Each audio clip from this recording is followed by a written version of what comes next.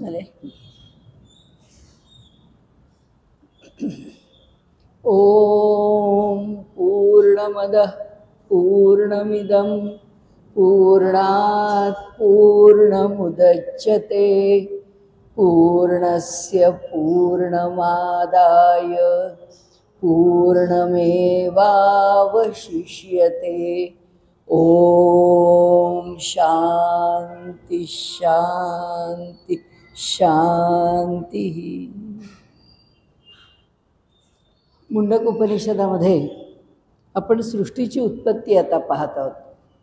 हा संबंध भाग किंवा हा त्यातला जो खंड आहे याच्यामध्ये उत्पत्तीचाच विषय मांडला आहे. सगळं परमात्म्यापासून उत्पन्न झालं आहे असं एकदा म्हणून विषय ठेवलेला नाही आहे. बारीक बारीक बारीक बारीक गोष्टी सांगत त्या उत्पत्तीचा मीमांसा म्हणजे विचार करणे त्याच्यामध्ये विचारात घेतलेली आहे उत्पत्ती असं म्हणूया की उत्पत्तीची मीमांसा केली आहे आणि यामध्ये बारकाव्यानिशी तो विषय विचारात घेतलेला आहे. आता आपण काल 3ऱ्या मंत्रापर्यंत ह्या खंडात बघितलं होतं. हा मुंडकाचा दुसरा खंड आणि पहिला भाग आहे. तर ह्या भागामध्ये ह्या 7व्या मंत्रामध्ये आपण 7व्या मंत्रापर्यंत आलो आहे. तमाच्च देवा बहुधा संप्रसूताः साध्या मनुष्याः पशवो वयांसी.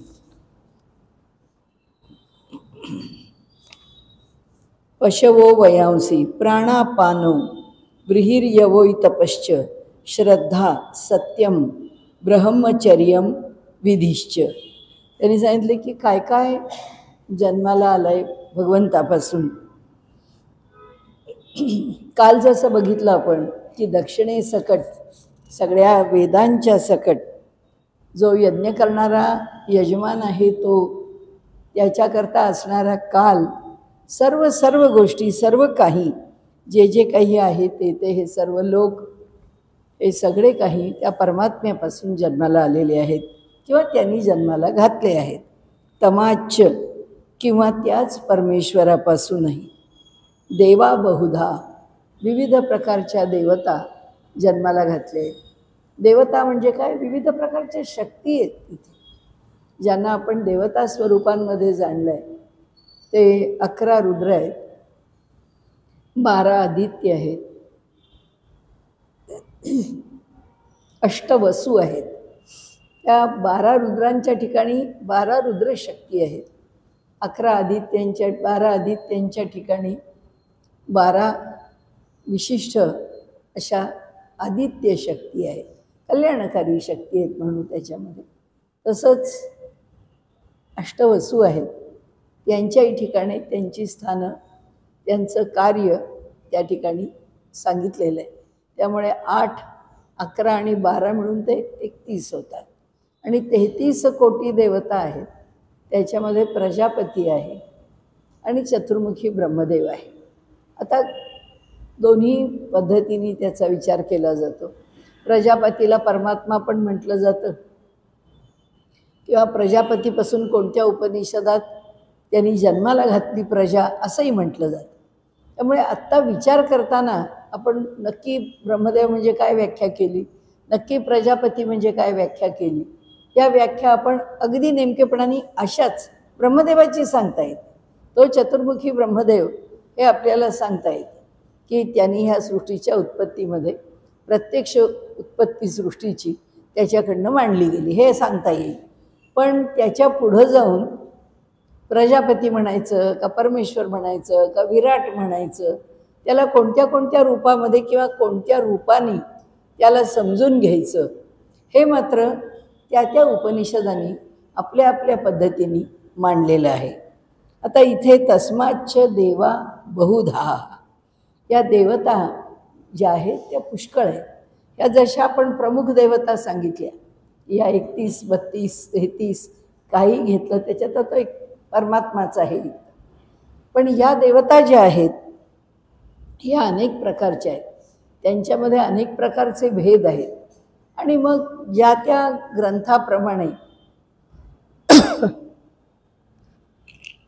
त्या त्या देवतांचं स्वरूप तिथे मांडलेलं आहे. तर आता इथे पुढे ते सांगतात संप्रसूतः त्यांची सम्यक निर्मिती झालेली आहे.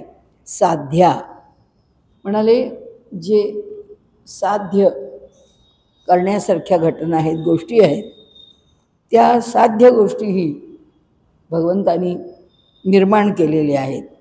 त्याचबरोबर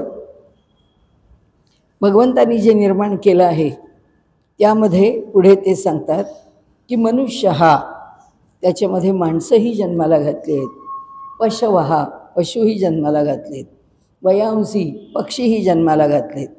एवढंच नाही तर प्राणापानव जे श्वासोच्छ्वास करतात असं सर्व काही जन्माला घातलेलं आहे.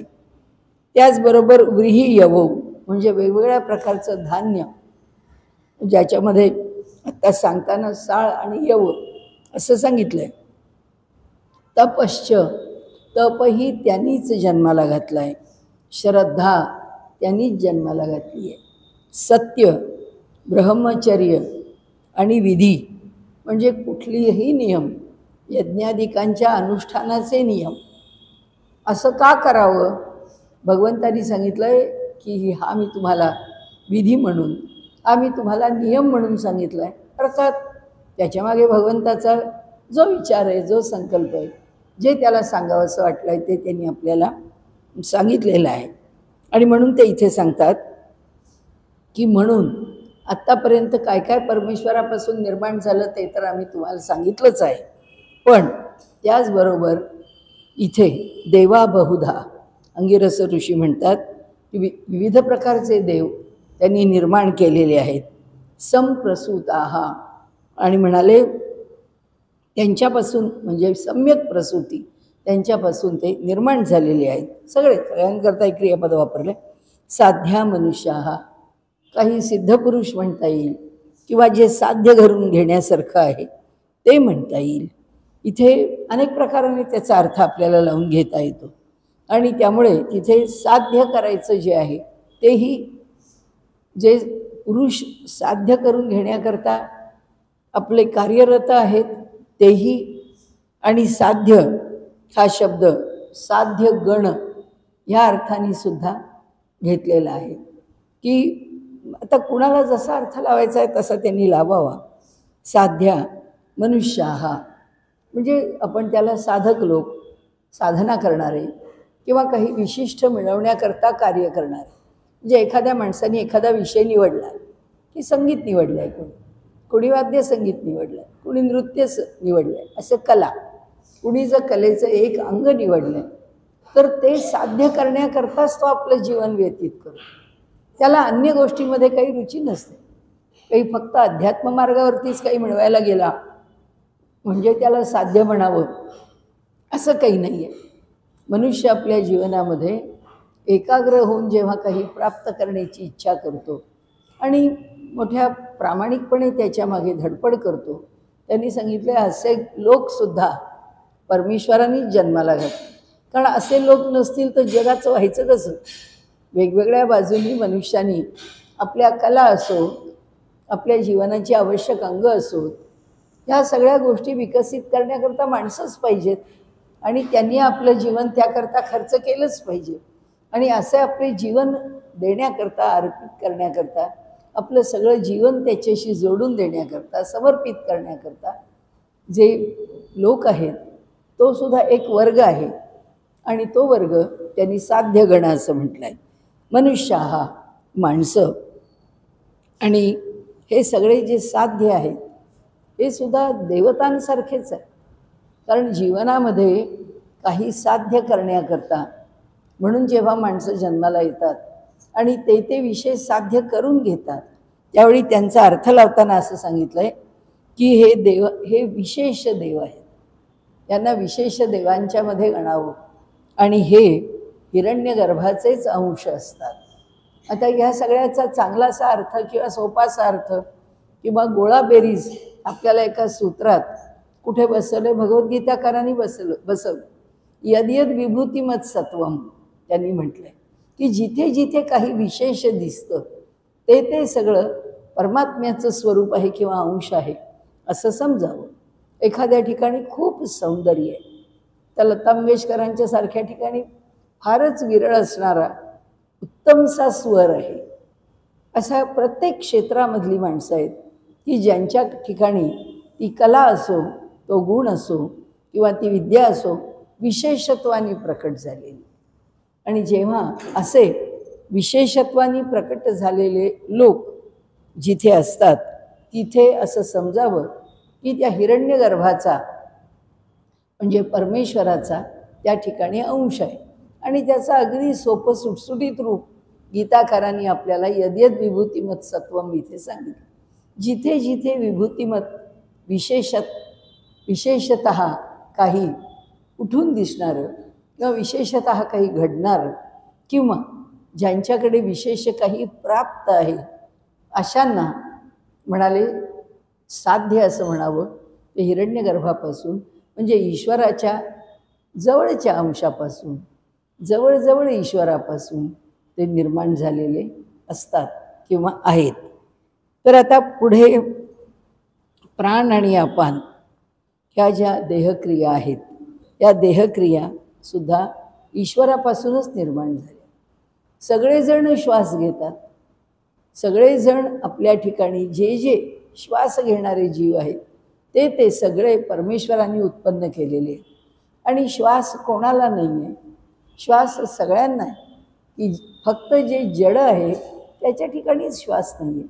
हे तर वनस्पतीसुद्धा श्वसन करतात, प्राणी तर करतात, पण जे जे जिवंतपण ज्याच्या ठिकाणी आहे, ज्याच्या ठिकाणी हालचाल आहे, ज्याच्या ठिकाणी तो खातो पितो किंवा त्याच्या ठिकाणी जगण्याकरता काही ना काहीतरी बाहेरची आवश्यकता आहे.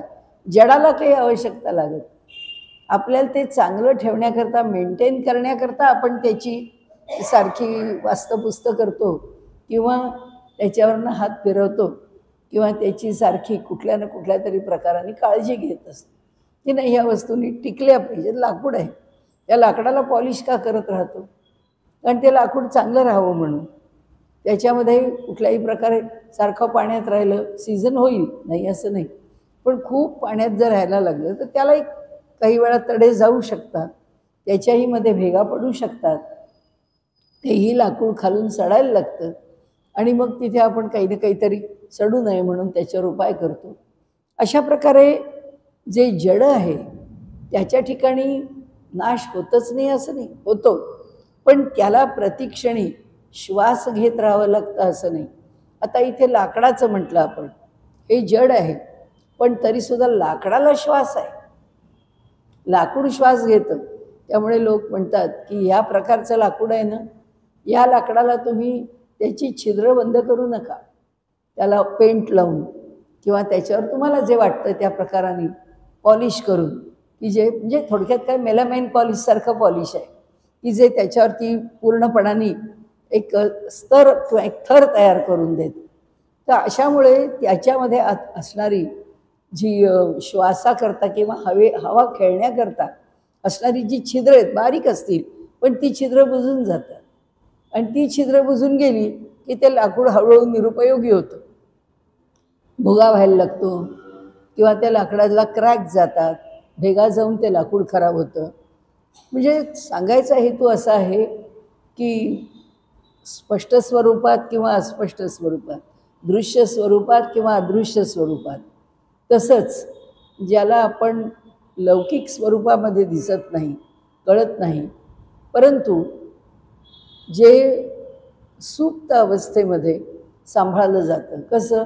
बीजं आहेत, तर ही जी बीजं आहेत ती बीजं आता आपण काढून ठेवली, पुढच्या वर्षी त्याला शेतामध्ये पेरायचं आहे आणि त्याचा उपयोग करायचा आहे. तोपर्यंत त्या बीजाचा उपयोग करायचा नाही आहे. ते जर वर्षभराकरता बांधून ठेवून दिलं तरीसुद्धा वर्षानंतर जेव्हा त्याला पाणी, त्याला जमीन, त्याला प्रकाश मिळतो ते पुन्हा उगवतं. म्हणजे त्याच्या ठिकाणी ते उगवण्याकरता आवश्यक सगळंच आहे. त्यामुळे त्याच्या ठिकाणी असणारी जी श्वासोच्छ्वासाची पद्धती आहे ती सुप्त आहे. आणि म्हणून त्यांनी सांगितलं आम्हाला वरवर दिसतं की तो श्वास घेत नाही, पण ते सगळे प्राणापान, ते सगळे प्राणापान यांनी युक्त आहेत. नाही तर धान्य सडलं असतं का? नाही तर धान्य खराब झालं असतं का, धान्याला बुरशी आली असती का? कारण या सगळ्यांच्या ठिकाणी यातलं काही कमी पडतं किंवा ह्यात काही अधिक येतं. धान्याला ओल आली तरी धान्य खराब होऊन जाईल. धान्याला कोरडे पण आहे, परंतु धान्याला किडा गोळी आळी काही लागली तरी धान्य खराब होईल. किंवा त्या धान्याला बाहेर दमट हवा आली तरीसुद्धा जी हवा ते धान्य पिकवण्याकरता उपयोगाला येणारी आहे, तशा हवेमध्ये ते धान्य, एखाद्या घराला ओल आहे आणि त्या ओलीत धान्य ठेवलं आहे तर ते धान्य राहू शकत नाही. कारण तिथे परिणाम त्या पाण्याचा, त्या वाफेचा, त्याच्यामधून निर्माण होणाऱ्या उष्णतेचा आणि एकूण तिथे असलेल्या कुबटपणाचा, त्या सगळ्याचा परिणाम म्हणून ते धान्य खराब होतं. त्याचा अर्थ ते धान्य श्वासानी किंवा ते धान्य प्राण आणि अपानाने युक्त नसतं असं नाही. तेही धान्य प्राणापानाने युक्तच आहे. मी कोरडं केलेलं धान्यसुद्धा प्राणापानाने युक्तच आहे.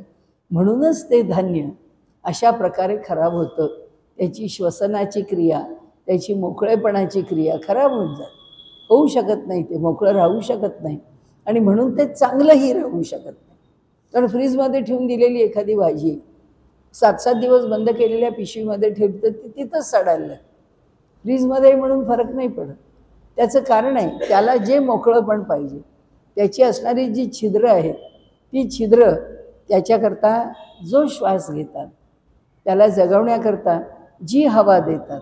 आपण आल्याचं बघतो, म्हणजे अद्रक, त्याच्यामध्ये बघतो ओलं ओलं फ्रीजमध्ये ठेवा, डब्यात ठेवा, पिशवीत ठेवा, ते आलं जे आहे ते ओल धरतं. बाहेर ठेवलं की कोरडं होतं, म्हणजे आतमध्ये ते सादळल्यासारखं होतं आणि ते सादळलेपण जवळजवळ ओलसरपणाकडे जातं. अर्थात आपल्याला काही पाकक्रियेमधलं बघायचं नाही, पण एक उदाहरणं व्रीही आणि यव म्हणून म्हटलं तर आपण ती धान्याची उदाहरणं सुद्धा, दिसायला धान्य कोरडं आहे, ते जड आहे, तसा विचार केला तर ते धान्य जर 4 उन्हं देऊन 10 उन्हं देऊन तापवून ठेवलेली असली तर ती धान्य टिकतात, वर्षभर टिकतात, ती खराब होत नाही. पण त्याच्यावरती इतर काही प्रक्रिया झाल्या तर त्या इतर काही प्रक्रियांच्या मधून त्यांच्या ठिकाणी पुन्हा सुप्त स्थितीमध्ये प्राणापान आहे हे आपल्याला कळतं. ते सुप्त आहे, आत्ता फार कार्यकारी नसेल, पण ज्या क्षणी ते पेरलं जातं आणि त्याला पाणी दिलं जातं, एक वापसा येतो, सकाळी सूर्य उगवला की त्याच्यावर किरणं पडतात, की त्या सकाळच्या किरणांच्या बरोबर ते वाढायलाच लागतं. सुंदर ती हवा, तो दमटपणा, ती उष्णता, ते सगळं घेऊन ते वाढतं. सांगण्याचा हेतू असा आहे की ही सगळी जीवसृष्टी खरं म्हणजे सगळीच जीवसृष्टी आहे. फक्त वरवर दिसताना जेव्हा तिच्यामध्ये जड आणि चेतन असे भेद दिसतात त्यावेळी जडचेतनाचा विचार खरा म्हणजे वेगळ्या प्रकारानेच करायला पाहिजे. की प्रत्येक वस्तूच्यामध्ये असणारा जड अंश आणि प्रत्येक वस्तूच्यामध्ये असणारा चेतन अंश याचं प्रमाण खूप कमी होत जातं. पण प्रमाण नाही असं राहणारच नाही, कारण तो परमात्माच त्यात आहे. त्यामुळे लक्षात एक ठेवायचं पक्क की जगातली अशी कोणतीच वस्तू नाही की जी परमात्म्याच्या शिवाय. आणखीन त्याच्या पुढे जाऊन जगातली अशी कोणतीच वस्तू नाही की जी पंचमहाभूतांच्या पलीकडची.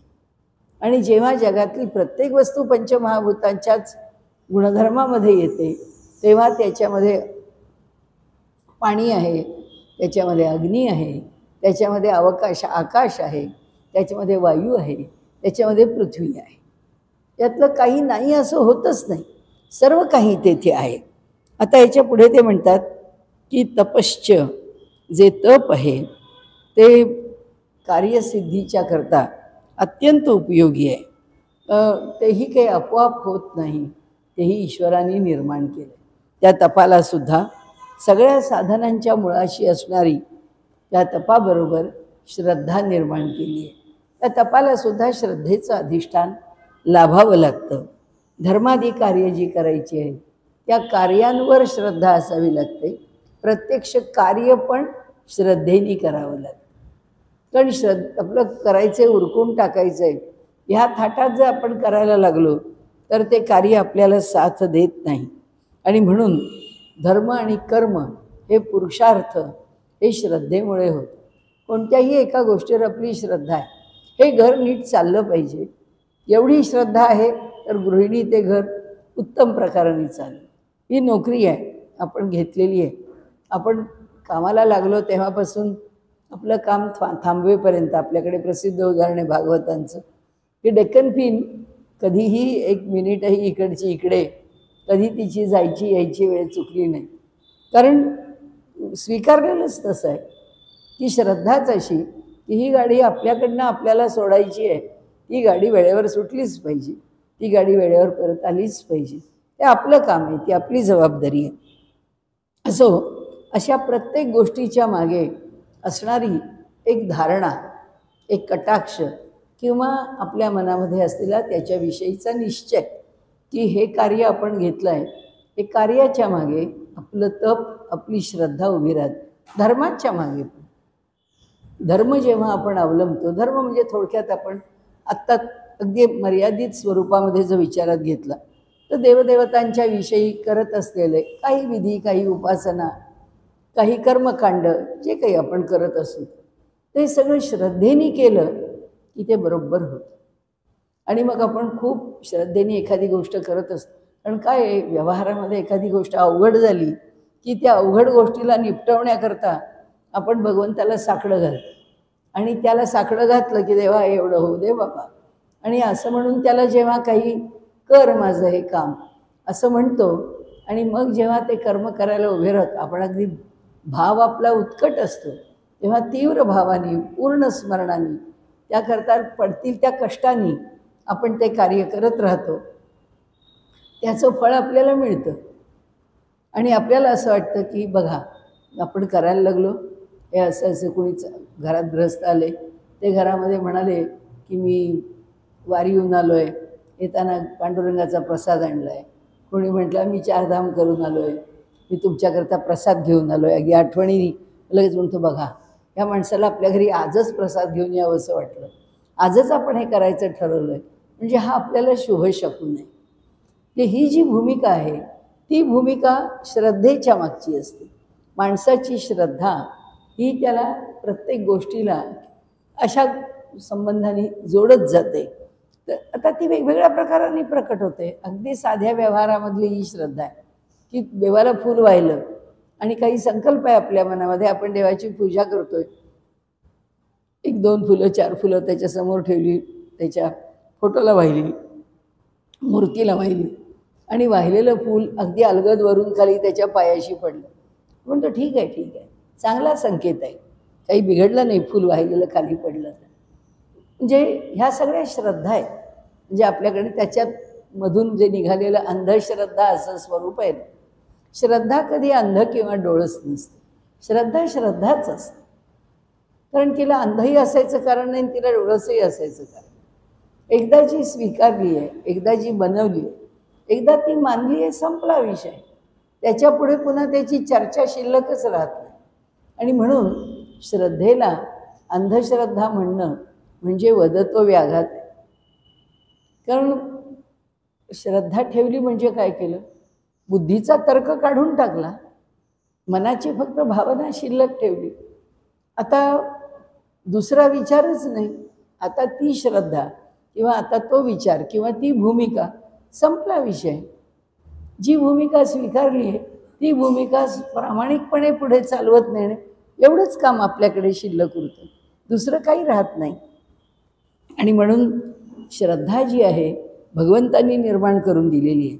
आणि भगवद्गीताकारांनी कालही आपण बोललो तसं आजही बोलतो, श्रद्धामयोयम पुरुषः, की मनुष्याच्या ठिकाणी श्रद्धा असतेच असते.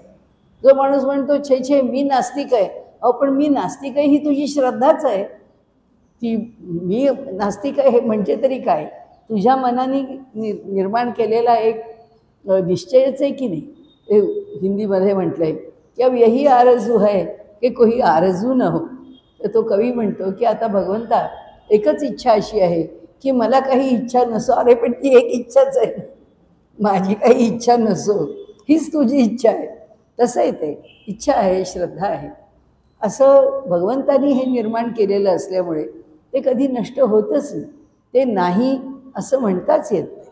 श्रद्धेचे स्वरूप चुकीचं आहे बरोबर आहे, योग्य आहे, अयोग्य आहे, हे भलतीकडे नेणारं आहे, हे योग्यतेकडे नेणारं आहे, असं असू शकतं. माणसाची अशी मतं असू शकतात. परंतु श्रद्धाच आपली नाही कशावर. आणि आम्ही तुमच्यासारखे असे आस्तिक बिस्तिक नाही, आम्ही अगदी नास्तिक आहोत.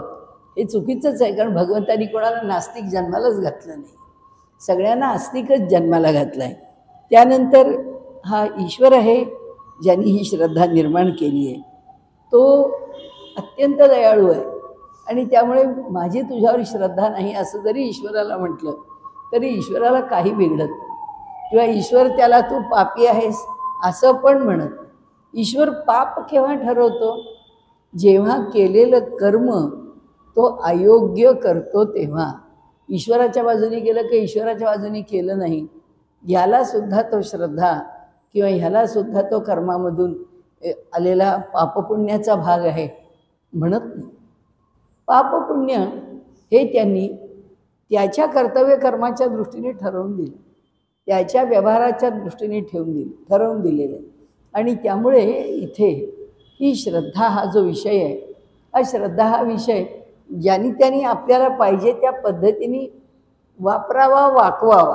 कारण आज समाजामध्ये आपण तो कसाही वापरतो. म्हणून इथे सत्य हे परमात्म्यानीच निर्माण केलेलं आहे. आणि म्हणून ते म्हणाले की सत्याला असत्य, सत्य जो बोलत नाही, काय हवं ते लोकसभेमध्ये लोक बोलत आहेत, किती खोटं, किती धादांत खोटं. म्हणजे आपण म्हणतो की माणसं राईचा पर्वत करतात, पण राईचा पर्वत करायला तिथे राई तरी असावी लागते, पण राई नसतानाच पर्वत करतात. आता तर सगळे पर्वत असेल, राईचे पर्वतच नाही आहे. आता राई नाही आहे तरी पर्वत राईचे गेलेले आहे. काय काहीही रचावं, काहीही बोलावं, कोणतीही विधानं करावीत. त्यांनी सांगितलं की हा जो खोटेपणा आहे हा कशाच्या आधाराने राहतो? सत्याचा आधार असल्याशिवाय खोटेपणाला पण उभं राहता येत. कारण मूलभूत सत्य आहे. हे मी सत्य नाकारतो हे म्हणायला तरी त्या सत्याचाच उच्चार करावा लागतो. हे तुम्ही म्हणता हे मला मान्य नाही, हे तुम्ही म्हणता हे सत्य आहे असं जर असेल तर ते मी मानत नाही, म्हणून ते असत्य आहे.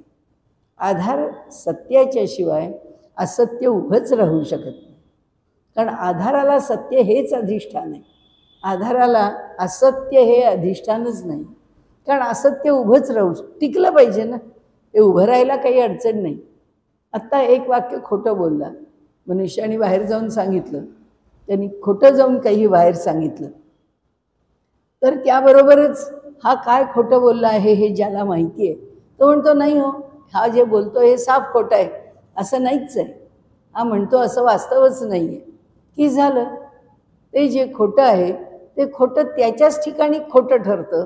त्याचं कारण असं की त्याच्या अधिष्ठानावर तो कितीही पुढचे इमले रचायला लागला तरी त्याला उभं करण्याकरता सत्य उभं आहेच, सत्य आहेच तिथे. म्हणून आपण म्हणतो की खुनाला वाचा फुटली, कुणी खून केला आणि कितीही लपवला तरी तो खून उघडकीस येत नाही असं नाही, येतोच. मनुष्य कितीही खोटं शिताफीने बोलला तरी ते खोटं बाहेर पडतं की नाही? बाहेर पडतंच, ते लपून राहत नाही खोटं. त्याचं कारण असं आहे की जे सत्य आहे तेच मूलभूत आहे. आणि त्यामुळे त्याच्या पलीकडे मनुष्य काही वेडवाकडं करू लागला तर ते टिकू शकत नाही. म्हणून आपण मुलांना शिकवताना नेहमी खोटं बोलू नका, खोटं वागू नका.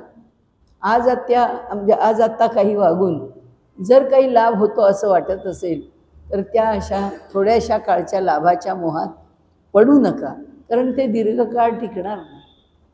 आपण आता बघतो ना, किती लोक किती प्रकारांनी आपल्या जीवनात खोटं वागतात आणि त्यांचं ते खोटं वागणं अगदी बाहेर पडतं. ते त्यांचं खोटं वागणं 4 लोकांच्यामध्ये येतच येतं. त्याचं कारण असं आहे की खोटं टिकूच शकत नाही, खोट्याला अधिष्ठानच नाही. कारण परमात्म्याने खोटं निर्माणच केलेलं नाही, ते सत्याच्या अधिष्ठानावर उभं राहून खोटं खेळ खेळत राहतं. आणि म्हणून ते असत्य जे आहे ते केव्हा ना केव्हा तरी नष्टच होतं. जे शिल्लक राहतं ते सत्यच असतं. बरं, असत्याची कास धरणारी माणसं जास्त असतात, कारण ते लोभावणारं आहे, ते सोपं आहे, थोड्या काळात काही फायदे करून देणार आहे. मग त्या असत्याचाच अवलंब करावा असं सामान्यपणे माणसाला वाटतं. मनुष्य त्या दिशेने जाण्याचा प्रयत्न करतो किंवा जातो आणि मग त्याची फसगत होते, मग त्यामध्ये तो अडकतो आणि इतक्या वेगवेगळ्या प्रकारच्या संकटांना त्याला तोंड द्यावं लागतं की ते त्याचं त्यालाच माहिती आहे आणि त्याचं जीवन त्याच्यामधून किती दुःखद होऊ शकतं ते त्याला माहिती आहे. म्हणून म्हणाले, हे जे दुखावणं आहे दुसऱ्याला, खोटं बोलून दुखावणं आहे, दुसऱ्याला त्रास देणं आहे, हे सगळं कशातून येतं? अश्रद्धेतून येतं, असत्यातून येतं आणि तप म्हणून न स्वीकारलेलं चांगुलपण याच्यातून येतो. आपण म्हणतो ना की तप करणारा मनुष्य फार रागीट असतो, क्रोधिष्ठ असतो आणि म्हणून आपल्याकडे वसिष्ठ किती शांत आहेत असं म्हणतो आपण. पण ऋषीमुनी काही काही कसे तापट आहेत हेही आपण सांगतो आणि त्यांच्या तापटपणामुळे कसे ते शाप द्यायला उद्युक्त होतात तेही आपण मांडतो. म्हणजे इथे या ठिकाणी त्यांनी प्रामाणिकपणा जे श्रद्धेचं व्यावहारिक रूप आहे, तप म्हणजे नियमाने काटेकोरपणे शिस्तीत राहणं त्याचं व्यावहारिक रूप आहे, सत्य योग्य तेच करावं, योग्य मार्गावरून चालावं हे व्यवहारातलं सत्याचं रूप आहे आणि कुठल्याही प्रकारे दांभिकपणा करू नये आणि दांभिकपणाने काही मिळवण्याचा प्रयत्न करू नये अशी जर वृत्ती जीवनामध्ये असेल तर ते सत्य आहे की खोटं बोलणे, खोटं बोलून आपला लाभ करून घेणे, कुठल्याही बाबतीमध्ये थोडक्या ह्याच्यात माणसाने आपला प्रभाव पाडायचा प्रयत्न करणे, ह्या सगळ्या गोष्टी ज्या आहेत त्या वरवर थोड्याशा काळाकरताच फसव्या कामाला येऊ शकतात, अन्यथा ह्या गोष्टी टिकत नाहीत, त्या राहू शकत नाहीत. आणि म्हणून त्यांनी असं म्हटलं आहे की ह्याच्या पुढे ब्रह्मचर्यम, ब्रह्मामध्ये राहणे, ब्रह्मामध्ये विचरण करणे, ब्रह्माचं स्मरण ठेवणे, भक्तांनी भगवंताची भक्ती करणे, तसंच कर्मकांडी माणसांनी यज्ञदेवतेंचं स्मरण करून आपलं जे कर्म आहे ते योग्य प्रकाराने आचरणामध्ये ठेवणे आणि त्याचबरोबर कर्मकांड झालं, भक्ती झाली, भक्तीमध्ये ईश्वरावर निष्ठा आहे आणि कार्य आहे, यज्ञामध्ये कर्मावर निष्ठा आहे आणि कार्य आहे, योगमार्गामध्ये मनुष्याने आपल्या वृत्ती, आपला व्यवहार यावर जी निष्ठा आहे त्या निष्ठेमधून आपला व्यवहार पुढे न्यावा. कारण योगासनादीमधून माणूस आपल्या वृत्तींच्या ठिकाणचे जे चढ उतार आहे ते दूर करण्याचा प्रयत्न करत राहतो आणि म्हणून त्यांनी इथे म्हटलं आहे की इथे सत्य जे निर्माण झालं आहे ते अक्षर तत्वापासून निर्माण झालेलं आहे. आता हे जे साध्य आहेत ते देवाचे अंश आहेत, हिरण्यगर्भाचे अंश आहेत. कर्माधिकारी मनुष्य जो आहे तो विराटाचा पुत्र आहे. त्यानंतर देहक्रिया करण्याकरता जो प्राणापान आहे त्याचाही जन्म ईश्वरापासून झाला आहे. आता तुष्टी पुष्टी देहामध्ये आहाराच्या निमित्ताने जी मिळते ती या धान्यांच्यामुळे मिळते आणि अशा प्रकारे श्रमाच्या मिशानी कार्यसिद्धी होते, ते त्याचं तप आहे. असा या मंत्राचा अर्थ सांगताना त्यांनी तस्माच्च देवा बहुधा संप्रसूतः, इथे जे जे म्हणून निर्माण झालेले आहेत ते ते कसे निर्माण झालेले आहेत. पशवो वयांसी प्राणापानव गृहीयवौ तपश्च श्रद्धा सत्यम ब्रह्मचर्य आणि आता सगळ्यात शेवटी विधी. विधी कसा निर्माण झाला म्हणजे यज्ञाच्या करता जे नियम सांगितलेले आहेत, आम्ही जे अनुष्ठान करतो त्या अनुष्ठानाचे जे विधी सांगितले आहेत की आता चातुर्मास आहे की आपण म्हणतो चातुर्मासाचे काहीतरी नियम करावे. मग काय नियम असावेत चातुर्मासात आपले आपण ठरवतो की आपले नियम काय असावेत चातुर्मासाचे. तसे हे सामान्य त्याला आपण नियम म्हटलं. यज्ञामध्ये तो विधी आहे की हे असंच केलं पाहिजे किंवा या ठिकाणी हे जर तुम्ही एक विधी स्वीकारला आहे तर तो तसा यज्ञ पुरा होईपर्यंत तुम्हाला सातत्याने सांभाळलाच पाहिजे. विधिश्च हे सर्व काही म्हणून आपल्याकडे आता सोडून द्या, आता आपल्या श्रद्धेचं मान जरा ढिलं झालं आहे, जरा ढोबळ झालं आहे किंवा तितकं थोडं पातळ झालं आहे. त्यामुळे होतं कसं की मनुष्याला तसं काहीतरी चुकलं तर काही वाटत नाही. पूर्वीच्या लोकांना अरे अरे अरे हे काय पारोस आहे, तो देवाचा फोटो आहे, त्या फोटोला कसा हात लावला. काय श्रद्धा आहे की देव आहे, तो पवित्र आहे. आपला देह पवित्र असेल तरच त्या पवित्र देवतेला आपण स्पर्श करावा, अन्यथा करू नये. आता काय तो काय सगळे आपण स्वच्छच आहोत, आपण शुद्धच आहोत, आपण आंघोळ नाही केली म्हणून काय झालं, देवाला हात लागला म्हणून काय झालं. हात लावला, आता ज्यांनी त्यांनी आपला तर्कच करायचा आणि आपल्याच भूमिकेतून चालायचं, तर कोणता विधी सांगायचा. नियम आहे की रात्रीच्या वेळी दही ताक खाऊ नका. आपल्याकडे असं म्हटलं आहे की दही खाल्लं रात्रीच्या वेळी किंवा दही भात खाल्ला रात्रीच्या वेळी तर बुद्धी हळूहळू मंद होते, तर स्मरण हळूहळू कमी होते. मग रोज रात्री दहीभात त्यांनी काय होतं आहे, अशी कुठे बुद्धी कमी होते का, असं काहीच आम्हाला होत नाही. हे त्याला काही अर्थ नाही. साधा नियम आहे, आयुर्वेदाने सांगितलं आहे. पण त्या आयुर्वेदावरही विश्वास नाही ठेवायचा आणि आपल्याला धार्मिक म्हणून नियम सांगितला तरी तो नियम स्वीकारायचा नाही. असा जेव्हा व्यवहार मनुष्य करतो तो आपल्याच मनाने आपले नियम ठरवतो. तेव्हा त्यांनी इथे असं म्हटलं आहे की हा जो विधी हा भगवंतांनी निर्माण केला, त्यांनी सांगितलेला विधी म्हणजे त्यांनी सांगितलेला नियम आपल्याला पालन करता आला तर ठीक आहे, नाही आला, जितका आला जसा आला तसा करावा. कारण ही सगळी शेवटी विधी त्याचं पालन यज्ञापुरतंच मर्यादित कालात आहे की हे एवढे 4 दिवस आहे, 5 दिवस आहे, 7 दिवस, हा 1 महिना, 3 महिने, काय जसा यज्ञ लहान मोठा असेल तसा त्याप्रमाणे त्याचं पालन करावं लागतं. परंतु व्यवहारामध्ये मनुष्य जे नियम आपल्याला लावून घेतो ते नियम तसे चालवत नाही. त्या दिवशी मी सांगितली का काय कथा माझ्या लक्षात नाही, पण माझ्या ओळखीच्यांच्याकडे बघितलं की पूर्वीच्या काळी दारात अतिथी यायचा आणि तो येऊन भिक्षा मागायचा आणि त्यांनी भिक्षा मागायला तो आला आहे तर आलेल्या भिक्षेकऱ्याला कधी विनमुख परत पाठवायचं नाही, असा एक नियम असे. त्यामुळे घरातल्या स्त्रिया एक करूनच ठेवलेलं असे, या आठवडाभर हे धान्य द्यायचे, हा डबा ठेवला आहे, कोण कोण येतील दारामध्ये भिक्षेकरी, त्या भिक्षेकरांना हे धान्य घाला. मग पुढच्या 8 दिवसात काय गहू ठेवतील, त्याच्या पुढच्या 8 दिवसात काय तांदूळ ठेवतील, काय त्यांची इच्छा असेल तसं आपल्या रानात जसं पिकतं आणि ते जसं द्यावंसं वाटतं तसं पूर्वी ती भिक्षा द्यायचे. तसे एक भिक्षेकरी आले तर त्या बायका घरामध्ये कामं करत होत्या, त्यांनी सुनबाईंना हाक मारली आणि सांगितलं बाळ इकडे ये, यांना भिक्षा घाल. त्या मुलींनी ते भिक्षेचा डब्बा आणला ज्याच्यात काय ठेवून दिलेलं असेल ते धान्य, त्याच्यात एक भांडं ठेवलेलं होतं, त्या भांड्यात ते धान्य उचललं आणि त्याच्या भिक्षाच्या पात्रामध्ये घातलं. त्या भिक्षापात्रात ते धान्य घातल्याबरोबर त्याच्या लक्षात आलं ज्याला भिक्षा घातली, तो म्हणाला बाळ जाऊ नकोस आतमध्ये, तू या भिक्षापात्रामध्ये एक दागिना घातला आहेस गळ्यातला सोन्याचा, तो दागिना पडला आहे. तेच त्या मुलीचे सासरे तिथेच होते, ते म्हणाले बुवा देऊ नका तो परत, तो दानामध्ये तुम्हाला दिलेला आहे ना, आता तो आमच्या घरी परत नाही यायचा. हे तप आहे की आम्ही दान देतो, दिलं संपलं, तो विषय संपला. आणि त्यांना त्या भिक्षेकराला वाटलं हो पण मी हे कसं घेऊ तुमचं, ते म्हणाले तुमचं ठीक आहे, तुम्हाला घेण्याकरता खळखळ वाटते आहे, तो तुमच्या मनाचा विचार आहे, पण हे जे दिलं आहे ते दिलं आहे संतोषाने दिलं आहे आणि हे तुमचं आहे म्हणूनच तुम्हाला मिळालं.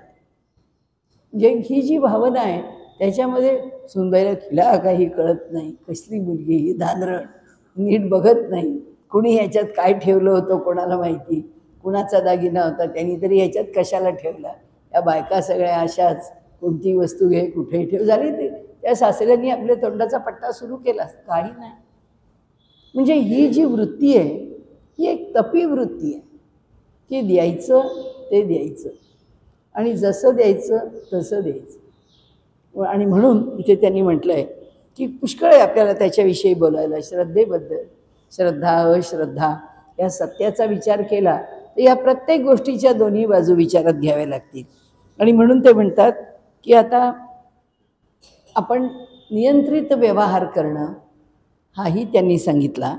नंतर ब्रह्माकरता जगणं, ब्रह्मामध्ये विहार करणं हाही ब्रह्मचर्याच्या संदर्भामध्ये सांगितला.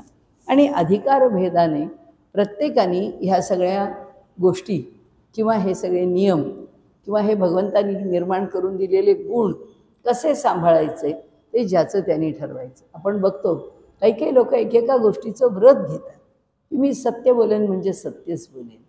एखादा व्रत तप म्हणून काही करतो की ते व्रत तो आजन्म सांभाळतो की हे असं करणार म्हणजे करणार, हे ठेवणार म्हणजे ठेवणार, हे देणार म्हणजे देणार, हे माझ्याकडनं केलं जाईल म्हणजे जाईल.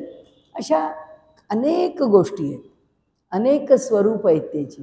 ती भोजनाच्या आधी भिक्षा काढून ठेवल्याशिवाय भोजन करायचं नाही. झाला चातुर्मासाचा नियम. घरामध्ये जाऊन पिशव्या ठेवून दिल्या, एका पिशवीत डाळ ठेवली, एका पिशवीत तांदूळ ठेवले. किती घालायचं? जेवढं घालायचं, मुठभर घालायचं मुठभर, पावभर घालायचं पावभर, त्याच्या परिस्थितीप्रमाणे त्यांनी ठरवावं. आणि पण एक नियम लावून घेतला काय की दुसऱ्याला दिल्याशिवाय मी घेणार. मग काहीही दुसऱ्याला दिलं आणि मग मी घेतलं. रोजचा रोज नियम केला की तो संस्कार होतो. तो संस्कार झाला की हळूहळू वृत्ती होते आणि ती वृत्ती झाली की हळूहळू त्याचाही पक्का गुणधर्म बनतो की मनुष्य त्याच गुणांत त्याला नाहीच पटत. मग असो, अशा सर्व गोष्टी त्यांनी सांगितल्या की जोपर्यंत त्या विषयाच्या जवळ आम्ही जात नाही, त्या विषयाचा आग्रह आम्ही धरत नाही किंवा ते मिळावं, ते साध्य व्हावं, तो गुण आमच्या ठिकाणी यावा, टिकावा, याच्याकरता आम्हाला फारसे कष्ट करावेसे वाटत नाही किंवा त्याचं महत्त्व आम्हाला कळत नाही, त्याचं महात्म्य आम्ही समजून घेत नाही. हे असंच होऊ शकतं. कारण त्यांना हे नुसतंच आपल्याला सृष्टी कशी उत्पन्न झाली असं नाही. इथे श्रद्धान, तपन, विधीन असे विषय कशाकरता मांडले? त्याचं कारण आहे की जसं परब्रह्म शाश्वत आहे तसं त्याच्यापासून निर्माण झालेल्या भावात्मक वस्तूही शाश्वत आहे. आणि त्यामुळे त्याचं जे स्वरूप आहे अक्षय्यता, तेच आम्ही समजून घेतलं तर त्या गुणांचे जे लाभ आहेत ते आम्हाला समजते. मग हे असं का होतं, तसं का होतं असं मनुष्याला वाटणार नाही, हे प्रश्नच पडणार. इथे मी चुकतो आहे, त्याचं फळ मला भोगावं लागतं आहे. आणि ही तर भूमिका नेहमीच स्वच्छ असली पाहिजे. विधीच्या बाबतीत विचारात घेतली, चूक माझी आहे, त्या चुकीचं प्रायश्चित्त म्हणा, त्या चुकीचा पश्चात्ताप म्हणा किंवा त्या चुकीचं क्षालन म्हणा किंवा त्या चुकीची शिक्षा म्हणा, हे प्रत्येक गोष्टी वेगळ्या आहेत. हे सगळं तुम्हाला स्वीकारावं लागेलच. पापाचं क्षालन तरी करावं लागेल, जे फळ भोगायला लागेल ते फळ तरी भोगायला लागेल. किंवा जर पश्चात्ताप दग्ध इतका मनुष्य झाला की त्या पश्चात्तापामधून तो जो त्याच्यावरचा पापाचा भाग, दोषाचा भाग आहे तो आपोआप निघून जाईल. हाही भाग आहे. त्यामुळे असे अनेक आहे की ज्याचा विचार आपल्याला त्या विधीमध्ये करता येतो. असं काही नाही आहे की नुसता विधिनिषेध म्हणजे कर्मकांड आहे, असं नाही आहे. ती एक शिस्त आहे, डिसिप्लिन आहे. त्यांनी सांगितलं सप्त प्राणाः प्रभवन्ति तस्मात् सप्तार्चिषाः समिधा सप्त होमाः सप्त इमे लोका येषु चरन्ति प्राणा गुहाशया निहितः सप्त सप्त. 2 डोळे आहेत, 2 कान आहेत, 2 नाकपुडे आहेत, त्याही सगळ्या 2-2 आहेत आणि 7वी रसना आहे. अशा प्राण जो आहे तो 7 ठिकाणी सामावलेला आहे. 2 आणि 2 4, 2 डोळे 2 कान, नाकपुड्या 2 6 आणि 1 जीभ. हे मिळून हे जे सप्त प्राण आहेत जे मस्तकाच्या ठिकाणी आपल्याला मिळतात किंवा इथे जो आपलं शिर आहे त्या ठिकाणी त्यांची विशेष वृत्ती त्यांनी सांगितलं आहे की त्या सांगताना ते म्हणतात की त्यांच्या विषयांच्या ठिकाणी त्या 7 समिधांच्या रूपाने असतात. म्हणजे डोळ्यांना दिसतं. डोळे हे जसे काही समिधा आहेत, ती डोळे दृष्टी जी आहे ती सारखी टाकली जाते. यज्ञाच्या कुंडामध्ये जशा समिधा टाकाव्यात तशी ती दृष्टी, जेव्हा आपण म्हणतो ना एखाद्या गोष्टी ते नजरे म्हणजे दृष्टिक्षेपात किंवा दृष्टी टाकली, दृष्टी फेकली, म्हणजे ती दृष्टी टाकली याचा अर्थ असा की ती दृष्टी तिथून उचलली जाते, ती दृष्टी बाहेर दिली जाते. त्याचं जे कार्य आहे ते पण कार्य त्यांनी एखादं हवन केल्यासारखं त्या कार्याचं स्वरूप इथे त्यांनी वर्णन केलं आहे. आणि म्हणून ते सांगतात की ह्या 7 समिधा नावाने ओळखल्या जातात. सप्त प्राण म्हणाले इथे हृदयरूपी गुहेमध्ये हा जो झोप घेणारा आहे, म्हणाले प्रभवंती तस्मात सप्तार्चिषः समिधः सप्त होमाः सप्त इमे लोका येषु चरन्ति प्राणा गुहाशया निहिता सप्त सप्त. त्याचप्रमाणे इथे हृदयरूपी गुहेमध्ये शिरून जो राहतो त्या प्राणाला सुद्धा 7 संख्या विधात्यांनी दिली आहे म्हणतात. आणि त्या ठिकाणी विषय निरपेक्षता असं सुख जीव अलौकिकपणाने हृदयामध्ये म्हणजे गुहाशय या शब्दांनी आपल्याला स्पष्ट केलं आहे असं त्यांचं सांगणं आहे. की म्हणाले इथे त्या गुहाशय हृदयात राहणारा परमात्मा काय होतं, सर्व काही तिथे येऊन जेव्हा तो विश्रांती घेतो किंवा विषय निरपेक्ष सुख ब्रह्मानंद सहोदरा हे झोपेला पण म्हटलं. ती झोपसुद्धा ब्रह्मानंद सहोदर आहे. की ब्रह्माच्या प्राप्तीचा परमेश्वराच्या प्राप्तीचा जो आनंद आहे त्याच आनंदासारखा आनंद देणारं जर स्वरूप आमच्या लौकिक जीवनात कशाचं असेल तर ते झोपेचं आहे. झोप ही ब्रह्मानंद सहोदर आहे. फक्त अडचण एकच आहे की ब्रह्मानंद केव्हाही उपलब्ध नाही, पण झोप मात्र केव्हाही येते. आणि जिथे येऊ नये तिथे तर ती हटकून येते. आणि त्यामुळे ते असं म्हटलं आहे की हा हृदयरूपी गुहेमध्ये जाऊन झोपतो आणि तिथे झोप घेतो. हा झोप घेणारा कोण आहे? हे प्राण आहे. आणि हे पंचप्राण आहेत.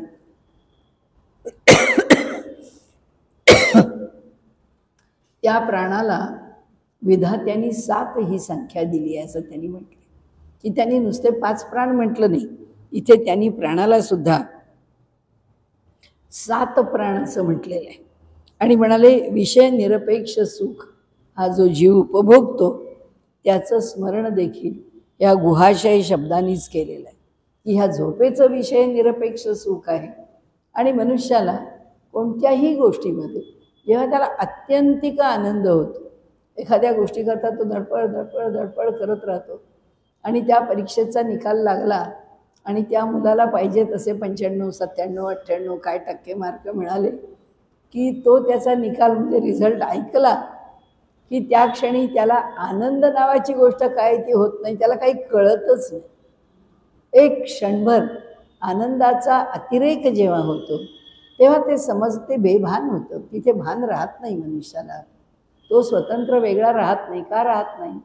कारण अंतरात्म्यामध्ये जो परमात्मा आहे आमच्या हृदयामध्ये हा जीवात्मा वेगळा आहे. हा प्राणरूपाने सगळं कार्य करतो आहे. आणि तो सगळं कार्य करत असल्यामुळे आमचा मेंदू, आमची बुद्धी, आमचा विचार, आमचं शरीर हे सगळं वेगवेगळ्या प्रकाराने त्याला प्रतिसाद देत असतं. पण ज्या क्षणी हा प्रतिसाद द्यायला तो प्राण वेगळा राहत नाही, जेव्हा जीवे प्राणे गोष्ट एकत्र होते, प्राण जीवाशी एकरूप होतो आणि त्या दोघांच्याही ठिकाणी जीवाच्या आणि त्या प्राणाच्या ठिकाणी इतकी उत्कटता त्या भावाला निर्माण होते की त्याच्यामध्ये अनुभव घेणं आणि अनुभव देण्याकरता हृदयामध्ये बसलेला ईश्वर हे दोघे वेगळे राहतच नाही. तो ईश्वर आणि तो प्राण एकच होऊन जातो. आणि मग त्यावेळी अनुभव घ्यायला साक्षी भावाने कोणीही शिल्लक राहत. आपल्याला सगळे अनुभव काय येतात? परमेश्वराची कृपा आहे म्हणून त्यांनी आमच्याकडे साक्षी भावाने वावरणारा आमचा जो अंतरात्मा आहे तो दिला आहे म्हणून तो साक्षी आहे. तो पाहतोय. तो सुखी होत नाही, तो दुःखी होत नाही, तो आमच्या व्यवहारामध्ये पडत नाही, पण तो पाहत असतो. तो म्हणून आम्हाला हे दार आहे, या दारातून यावं, या पायऱ्या आहेत, या पायऱ्या उतराव्यात, ह्या सगळ्याचं भान आहे. आम्हाला जर हे भान तो अंतरात्मा ह्या शरीराच्या क्रियांकडे, विचारांकडे, कशाहीकडे जर अलिप्तपणे साक्षीभावाने न पाहिल आणि तोच या प्राणाशी मिसळून जाईल तर आपल्याला काही उलगडायचंच नाही. ज्यावेळी ह्या दोघांच्यामध्ये सरमिसळ होते त्यावेळी मनुष्याला उलगडा पडत नाही. आपण सत्पुरुष जेव्हा रामकृष्णांच्या बाबतीमध्ये आपण म्हणतो की ते भावावेशात असत, म्हणजे काय, देहबुद्धीवर ते नसतच. देहबुद्धीवर असताना माणसाच्या सगळ्या क्रिया आहेत त्या सावध आहेत, आणि त्या क्रिया सावध असण्याकरता व्यवहाराचं भान आहे. त्यांना व्यवहाराचं भान ठेवायची गरजच नाही, कारण त्यांची ती आत्ता वृत्तीच नाही. आता म्हणजे ज्यावेळी ते जगत असतील, ज्यावेळी तो एखादा विषय त्यांच्या अंतःकरणामध्ये एक भाव जगत असतील, एखादा विषय डोक्यामध्ये असेल, त्या विषयाचं त्यांच्या अंतःकरणामध्ये काय जे उदात्तीकरण, आता कधी कधी त्यांचे शिष्य आलेले असत, त्या शिष्याला बघूनच, आता लांब जायलाच नको, विवेकानंदांना काही प्रेम वाटायच्या आधी रामकृष्णांचीच समाधी लागत असे विवेकानंदांना बघितल्यानंतर. म्हणजे भान हरपणं हे अति उत्कट आनंद, अत्यंत उत्कटपणाने सात्विक भाव प्रकट होणं, अशा प्रकारे तो आनंद मिळत राहतो. आणि म्हणून त्यांनी इथे सांगितलंय की जे विषय निरपेक्ष सुख आहे ते सुद्धा या ठिकाणी त्यांनी प्राण्याला जे दिलेलं आहे, त्या विषयाच्या समिधा सप्त होमः, जेव्हा त्या सगळ्याचा होम केला जातो त्यावेळी मिळणारं जे सुख आहे ते कुठल्याही स्थितीमध्ये समजून उमजून स्वतंत्रपणाने वेगळेपणाने अनुभवलं जात नाही. त्या अनुभवात तो म्हणतो, एक क्षणभरनं मला काही कळलंच नाही, मला तिचं जाणीव, उलगडाच पडला नाही, मला तिची जाणीवच राहिली नाही, इतका तो त्या विषयाशी उत्कटपणे एकरूप होऊन जातो. म्हणाले असं जे सुख आहे तिथे, म्हणाले इथे त्याकरता हे सुख ज्यावेळी जीव अलौकिक असं सुख भोगतो ते कुठे भोगतो, गुहाशय, हृदयरूपी गुहेमध्ये तो त्याचा अनुभव घेतो. इंद्रिय, अवयव, शक्ती हे सगळे विषय आणि त्यांची सेवा भगवंतांनी आमच्याकरता निर्माण केली आहे. आणि म्हणून त्यांनी सांगितलं सप्त इमे सप्त होमाः समिधा सप्तार्चिषः, अशा प्रकारे इथे सप्त इमे लोका येषु चरंती प्राणाः. शहाणे म्हणाले त्यामध्ये आसक्त होत नाहीत, भगवंतांनी हे सगळं निर्माण केलेलं आहे हे बघून. आणि न हिताः सप्त सप्त, म्हणाले ह्या ठिकाणी निहिताः सप्त सप्त, म्हणाले निहिता गुहाय, त्या गुहेमध्ये जेव्हा तो अनुभव घेतो, हे जे 7 प्राण श्रुतीने सांगितलेत ते म्हणतात त्यांना कोणी मानतं न मानतं, कारण 5 प्राण इंद्रिय आणि मन असं म्हणून, किंवा इंद्रिय मन वाणी, किंवा वाणी मन एकत्र करून पुन्हा अधिक इंद्रिय असं करून त्याला 7 प्राण असं म्हटलं. तर ते जे 7 प्राण कोणी मानेल न मानेल, त्या ठिकाणी 5 प्राण आणि त्या 2 गोष्टी इंद्रियांमध्ये वगैरे सोपवेल, पण ते म्हणाले बाकी काही सोडून द्या, परंतु ही सगळी साधनं हे ईश्वराचं देणं आहे एवढं लक्षात ठेवा. म्हणजे हे ईश्वराने आम्हाला दिलेलं आहे, आणि ते कुठं दिलेलं आहे, हा प्राण आमच्या हृदयामध्ये राहतो, या प्राणाला त्यांनीच निर्माण केलं आहे. हे 7 प्रकारचे लोक त्यांनीच निर्माण केलेले आहेत. हे सगळं सप्त सप्त जे निर्माण केलेलं आहे, आणि ते सगळं कुठे राहतं, भगवंताच्या हृदयरूपी गुहेत राहतं. आणि काही असो, ही साधनं ईश्वराची आमच्या उपयोगाकरता म्हणून ईश्वराने निर्माण केली आहेत. आता हा समुद्र गिरयश्च सर्वेस्मात् स्यन्दन्ते सिन्धवः सर्वरूपाः अतश्च सर्वा ओषधयो रसश्च येनैष भूतैस्तिष्ठते यंतरात्मा. आता यापासून म्हणजे या परमात्म्यापासून, परमेश्वरापासून समुद्र, गिरयश्च म्हणाले पर्वतादी, तसंच आसपास निर्माण होणाऱ्या सर्व गोष्टी, सर्वे अस्मात् स्यन्दते, याच्या समुद्र आणि गिरी या म्हणजे पर्वत याच्यामधून जे पाणी वाहतं, म्हणाले सिंधवहा, या नद्या पर्वतावरून येतात, समुद्र त्याचं जल वाहत राहतं. सर्व रूपा, ही अनेक रूपं आहेत, समुद्राची रूपं आहेत, त्याचे रंग आहेत, त्याच्या लाटांच्या स्थिती आहेत, वेगवेगळ्या आहेत. तसंच नद्या आहेत, वेगवेगळ्या नद्या वेगवेगळ्या प्रकाराने वाहतात. आपण प्रत्येक नर्मदा पाहिली, तिचं रूप वेगळंच आहे. गंगा पाहिली, गंगेचं रूप वेगळंच आहे. यमुना पाहिली, यमुनेचं रूप वेगळंच आहे. प्रत्येक ठिकाणी प्रत्येक गंगेचं रूप पाहत चाललो. गोदावरी काय सुंदर रूप आहे तिचं तिच्या ठिकाणी. या प्रत्येक नदीचं रूप, यमुना तर फार सुरेख आहे, पाचूसारखा रंग आहे तिचा आणि अशी प्रपाताने खाली पडत जाते. हिमालयात बघायला ती फार देखणी आहे. त्यामुळे प्रत्येक नदीचं सिंधवहा सर्व रूपहा, अनेक रूपं असलेले ही जे नद आहेत, नद्या आहेत, सिंधू आहे त्याला तर आपण नदच म्हणतो. अतश्च सर्वा ओषधयो रसश्च येनैष भूतैस तिष्ठते यंतरात्मा. आता काय काय ह्याच्यापासून पुन्हा निर्माण झालं आहे? औषधी म्हणजे आपलं धनधान्य, रसश्च प्रवाही वस्तू त्याही याच्यापासूनच निर्माण झालेल्या आहेत. येनैष भूतैस तिष्ठते यंतरात्मा. या सर्वांच्या ठिकाणी आणि प्राण्यांच्या हृदयात या सर्वत्र कोण राहतो? तर हाच परमात्मा राहतो. म्हणजे किती प्रकारांनी सांगितलं आहे बघ.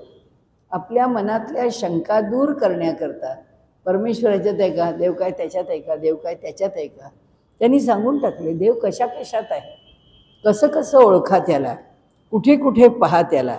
त्यामुळे ह्या विश्वात जे जे काही दिसतं भासतं आमच्या प्रत्ययाला येतं ते सगळं साक्षात ब्रह्मच होऊन राहतं. आणि त्यांनीच हे शौनका ह्या विश्वातलं सगळं काही व्यापलं आहे. अंतर्बाह्य तोच भरून राहिलेला आहे. ज्याप्रमाणे मानस सरोवरामध्ये रम्य लाटा उमटतात त्याचप्रमाणे ब्रह्माच्या आधाराने केलेलं जे तप आहे, व्रत आहे, उपासना आहे, योग याग पूजा विधी आहेत, त्याचबरोबर धारणा ध्यान समाधी आहे, जे जे काही करू जावं ते ब्रह्माला सोडून होतच नाही. सर्व काही याच्याच आश्रयाने केलं जातं. आणि म्हणाले असं ब्रह्मज्ञान ज्याला नीटपणे होतं त्यालाच तेच मी आहे हे उजाडतं. तत्त्वम असी, ते तू आहेस असे गुरु उपदेश करतात. पण मी ते आहे ह्याची जाणीव शिष्याला व्हायला इथे अंगिरस ऋषी सांगतात की म्हणाले, अरे शौनका, तुझ्या ठिकाणी मी एक गोष्ट सांगतो की जे एक पाहिल्याने सर्व काही समजल्यासारखं वाटतं त्याच्याकरता म्हणाले तुला हे एक उलगडलं पाहिजे की ह्या जगामध्ये जे जे मला दिसतं आहे ते तोच आहे. त्यामुळे वेगळं जाण्याला काय जायचं आहे? जे पाहतो आहोत त्यात तोच भरलेला आहे, त्याच्याशिवाय कोणी वेगळं नाही आहे. आणि म्हणून हा आमच्या हृदयरूपी गुहेमध्ये हा बसला आहे, आमच्या नेत्रात तोच बसला आहे, आमच्या कानात तोच बसला आहे, आमच्या श्वासोच्छ्वासातही तोच बसला आहे. आणि खरं सांगायचं तर ज्याची वृत्ती ही इतकी, ज्याला आपण सम्यक म्हणू, इतकी समतोल म्हणू किंवा इतकी सात्विक म्हणू होत जाते, त्याच्या बुद्धीला, त्याच्या मनाला आणि त्याच्या शरीराला बाहेरून तसं फार काही लागत नाही. अंतरंगातच संतुष्टी आहे.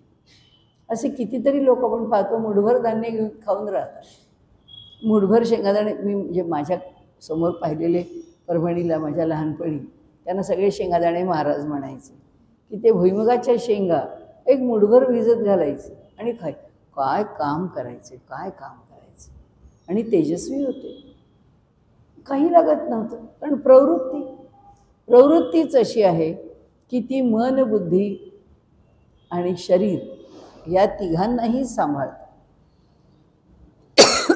सर्व काही तीच प्रदान करते. आणि म्हणून इथे त्यांनी सांगितलं की अरे अविद्या, मोह यांचं आणि अज्ञान यांचा नाश जितका आमच्याजवळ होईल, जितकं आम्ही यापासून दूर जाऊ, अविद्येपासून, काही वेगळं कल्पना करण्यापासून, तसंच अज्ञान आहे, त्या अज्ञानापासून की खरं वास्तव स्थिती माझी काय आहे. जगातले सगळे विषय समजून घ्यायचा विषय इथे नाही मांडला अज्ञानाचा. इथे फक्त माझ्याविषयीचं अज्ञान आहे.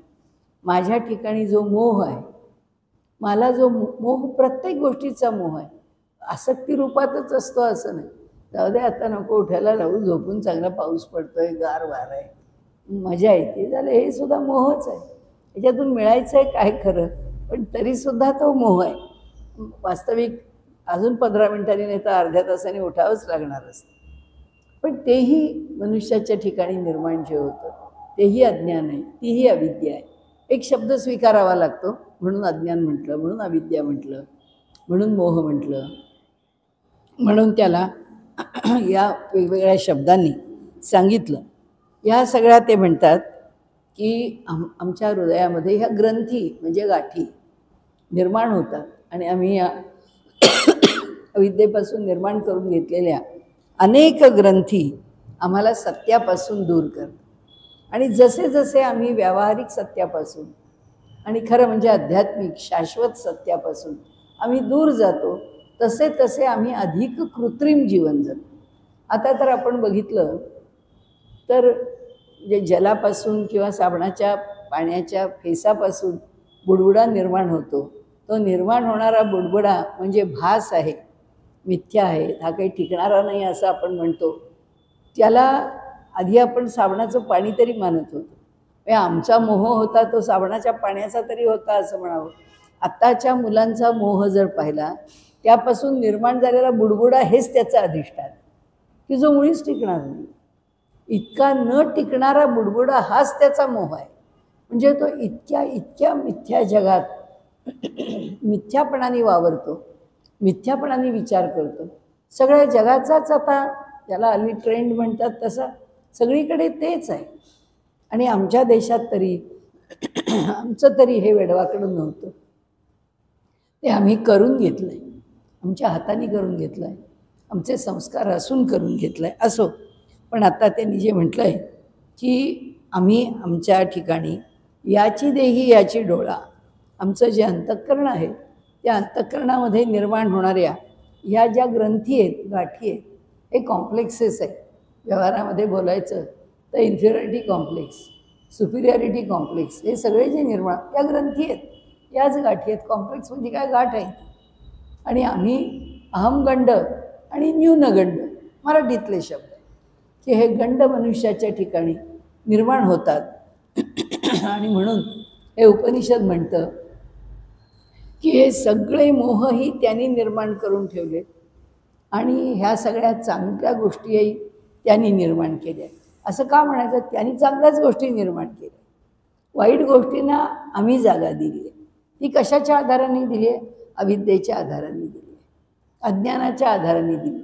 त्यांनी आम्हाला सन्मार्गच दाखवला आहे, पण आम्ही तो नाही आचरायचा हे ठरवल्यामुळे आम्ही त्या दुराचरणाकडे वळतो आणि म्हणून ते दुःख आम्हाला भोगावं लागतं. म्हणजे कशाकरता देवानी हे सगळं निर्माण केलं, त्यांनी नाही निर्माण केलं. त्यांनी कर्म स्वातंत्र्य दिलं, त्यांनी विचाराचं स्वातंत्र्य दिलं. त्यांनी जेव्हा आम्हाला वाईट वाटते अशी गोष्ट निर्माण केली तेव्हा ती वाईट म्हणून नाही निर्माण केली, तिचा जगामध्ये उपयोग आहे म्हणून. नाही तर ते काळी आणि जे पहिली काली कराली अशा त्यांनी जिव्हा अग्नीच्या किंवा ईश्वराच्या ठिकाणी असे गुण क्रोध आदी निर्माणच केले नसते, अजिबात केले नसते. पण त्या सगळ्याची गरज आहे, कुठे ना कुठेतरी गरज आहे.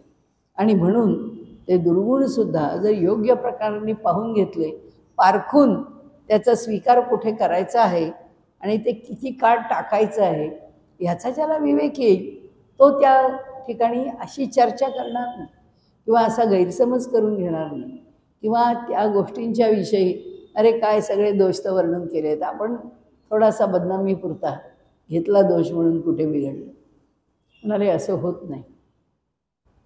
आणि म्हणून त्यांनी भगवंतानी काय निर्माण केलं आहे, कसं निर्माण केलं आहे ते सांगितलं आहे. आपण खूप भर दिला त्या सगळ्या गोष्टींवर. त्याचं कारण असं की व्यवहाराच्या पातळीवर सगळ्या ह्या समस्याच आहे आणि प्रत्येक माणसाला वाटतं हे कसं बरोबर आहे, हे कसं योग्य आहे. आणि मग मनुष्य थोडं थोडं आपण पुढे पण बघूच. आणि म्हणून आपण सावकाशीनेच उपनिषद घेतलं. ते ह्यावेळी काही पुरं होणार आहे असं थोडंच आहे, कारण आपलं अजून 3-4 दिवस आहेत. तेवढ्यामध्ये जेवढं होईल तेवढा भाग आपण उपनिषदाचा बघू. आजचा विषय इथे थांबवू. श्रीकृष्ण.